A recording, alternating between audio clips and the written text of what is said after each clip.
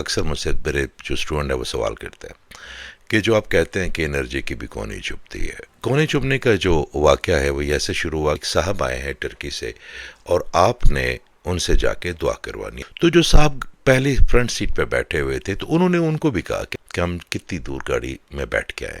کہتے کہ میری کونی چھپی ہے آپ کو. اعوذ باللہ من الشیطان الرجیم، بسم اللہ الرحمن الرحیم. میں اکثر ایک بات کرتا ہوں اور وہ روانی میں کہہ جاتا ہوں تو اس کی پیچھے ایک منطق ہے. اکثر مجھ سے میرے جو اسٹوڈنٹ ہیں وہ سوال کرتے ہیں کہ جو آپ کہتے ہیں کہ انرجی کی بھی کونی چھپتی ہے، آپ کہتے ہیں کہ آپ کی بات کی بھی کونی چھپتی ہے، آپ کی اورے کی بھی کونی چھپتی ہے، تو یہ کونی چھپنی ہوتی کیا ہے؟ تو میں نے اچانک سوچا کہ اس کے پیچھے تو ایک پورا بیک گراؤنڈ ہے اور وہ میں شاید کبھی باہر نہیں نکال پایا. تو جو بات کا تاثر یا جو اس کی انٹینسٹی ہے وہ تو باقی بہن بھائی سمجھ ہی نہیں پائیں گے. کونے چبنے کا جو واقعہ ہے وہ ایسے شروع ہوا کہ میرے ایک دوست ہے، وہ ایئر فورس میں ہیں، بڑے نیک، بڑے اچھے، اور اب ریٹائر ہونے والے ہیں بڑے اچھی سیٹ پہ. تو وہ کہنے لگے ایک دن کہ میرے ایک آفیسر تھے، انہوں نے کہا کہ کیونکہ اس کی زیادہ پوسٹنگ رہی ہے ٹرکی میں تو وہ کیونکہ بڑا کنیکٹڈ ہوتا تھا، رومی صاحب کے مزار پہ چلا جاتا تھا، پھر ایوب انصاری صاحب جو صحابی ہیں ان کے مزار پہ بھی وہ سلام کرتا تھا. بڑا کنیکٹڈ ہے وہ، بڑا سمجھدار بھی. تو ایک دن وہ کہتا ہے کہ میرے آفیسر کا فون آیا اور وہ مجھے کہنے لگے کہ ایک صاحب آئے ہیں ٹرکی سے اور آپ نے ان سے جا کے دعا کروانی ہے. تو کہتا ہے میں اور میرے ساتھ جو میرا پی ہے ہم دونوں چلے گئے اور وہاں پہ کھڑے ہو گئے اور ان صاحب کا انتظار کرنے لگے. مگر جب وہ نہیں آئے تو جب ہم گاڑی کی طرف آئے تو وہاں گاڑی کے پاس ہی ایک بہت خوبصورت سے جس طرح انگریز ہوتے ہیں یا وہ ٹرکش بھی اس طرح لگتے ہیں تو اس طرح ہے ان کی بڑی خوبصورت سی داڑھی، اور وہ سفید شلوار قمیض میں، پاکستانی شلوار قمیض میں گاڑی کے پاس کھڑے تھے. تو اس نے اس کا نام لیا کہ آپ مسٹر وہ ہیں. اس نے کہا جی میں بالکل وہ. اس نے کہا جی چلے. انہوں نے کہا جی بیٹھتے ہیں کہیں؟ اس نے کہا نہیں ہم گاڑی میں چلتے ہیں. تو وہ کہتے ہیں کہ وہ میرے ساتھ گاڑی میں پیچھے بیٹھ گئے، میں ادھر بیٹھا.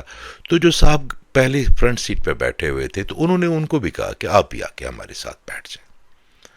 وہ بھی آ کے ان کے، ہم کہتے وہ درمیان میں بیٹھ گئے اور ہم کوئی ایک دو بلاک آگے گئے خاموشی سے کہ کوئی بات کریں گے، وہ کوئی دعا کریں گے.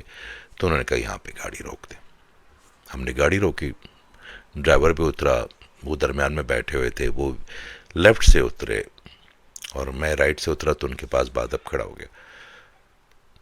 تو انہوں نے کہا کہ کیا سیکھا تم نے اس سفر سے؟ تم کہتے ہم دونوں حیران ہو گئے، ہم کیا کہیں.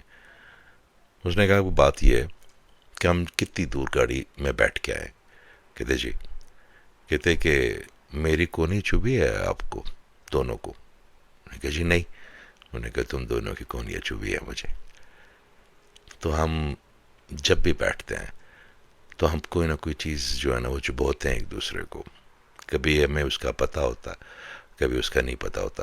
تو پھر انہوں نے فرمایا کہ زندگی میں کسی بھی بندے کو اپنی کونیاں نہ چبونا، چاہے وہ الفاظ سے ہوں چاہے بات سے ہوں، اور اتنا کہہ کے وہ آگے چل پڑے. اور وہ کہتے ہیں جاز کہ یہ سلسلہ ابھی تک جاری ہے. میں جب کوئی سخت بات کرنے لگتا ہوں بچوں کو ڈانٹنے کے لیے یا کسی سبارڈینیٹ کو یا کسی کو بھی، تو میں ڈر جاتا ہوں کہ کہیں میری کونی نہ چھپ جائے، کیونکہ اگر کسی کو میری ایک کونی چھپے گی تو 10 کونیاں مجھے چھپیں گی، اور اگر کسی کو میں ایک کونی چھپونے سے اپنے آپ کو روکوں گا تو ایسی 10 کونیاں جو میرے لیے تیار ہو چکی ہیں میرا اللہ تعالیٰ مجھے محفوظ فرما دیں گے اس سے.